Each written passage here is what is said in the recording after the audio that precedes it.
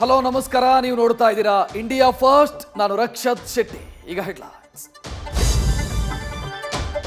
ಬೆಂಗಳೂರಲ್ಲಿ ನಿಗೂಢ bomb blast ಆಗಿದೆ. 10 ಸೆಕೆಂಡ್ ಅವಧಿಯಲ್ಲಿ 2 ಬಾರಿ ಭೀಕರ ಸ್ಫೋಟ ಸಂಭವಿಸಿದ್ದು ಸಿಲಿಕಾನ್ ಸಿಟಿ ಬೆಚ್ಚಿ ಬಿದ್ದಿದೆ. ದಿ ರಾಮೇಶ್ವರಂ ಕೆಫೆಯಲ್ಲಿ ನಡೆದಂತ ಸ್ಫೋಟದಿಂದ 9 ಮಂದಿ ಗಾಯಗೊಂಡಿದ್ದಾರೆ. ಸ್ಫೋಟಗೊಂಡ ಸ್ಥಳದಲ್ಲಿ ನಿಗೂಢ ವಸ್ತುಗಳು ಪತ್ತೆಯಾಗಿದೆ. ಎಲ್ಲೆಲ್ಲೂ ಆತಂಕ, ಛಿದ್ರವಾದ ಕೆಫೆಯ ವಸ್ತುಗಳು. ಇದು ಸ್ಫೋಟದ ತೀವ್ರತೆಗೆ ಸಾಕ್ಷಿ ಹೇಳ್ತಾ ಇದೆ.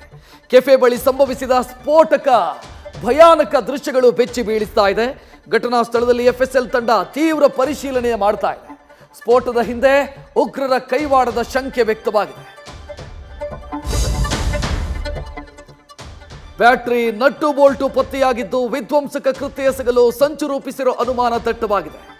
ಎಚ್ಎಎಲ್ ಪೊಲೀಸರು ಸಿಸಿಟಿವಿ ಡಿವಿಆರ್ ವಶಕ್ಕೆ ಪಡೆದಿದ್ದಾರೆ. ಸಂಚುಕೋರರ ವಿರುದ್ಧ ಕ್ರಮ ಅಂತ ಸಿಎಂ ಹೇಳಿದ್ದು, ಡಿಕೆಶಿ ಆತಂಕ ಬೇಡ ಅಂತ ಹೇಳಿದ್ದಾರೆ.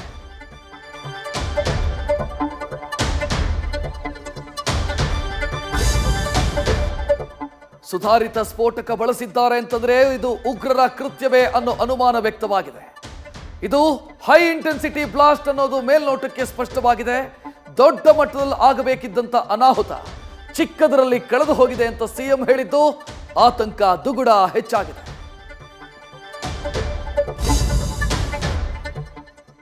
ಘಟನೆ ಬಗ್ಗೆ ಎನ್ಐಎ ಎಂಟ್ರಿ ಆಗೋ ಸಾಧ್ಯತೆ ಇದೆ. ಸ್ಫೋಟಕ್ಕೆ ಯಾವೆಲ್ಲ ವಸ್ತು ಸಾಮಗ್ರಿ ರಾಸಾಯನಿಕ ಬಳಸಲಾಗಿದೆ, ಐಇಡಿ ತಯಾರಿಸೋ ವ್ಯಕ್ತಿ ಮತ್ತು ಸಂಘಟನೆಗಳ ಬಗ್ಗೆ ತನಿಖೆ ಕೈಗೊಳ್ಳೋದಕ್ಕಿದೆ.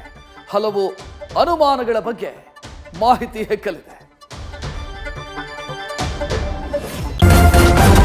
ನ್ಯೂಸ್ ಫಸ್ಟ್, ನಿರ್ಭೀತಿಯಿಂದ ನಿಮ್ಮ ಪರವಾಗಿ.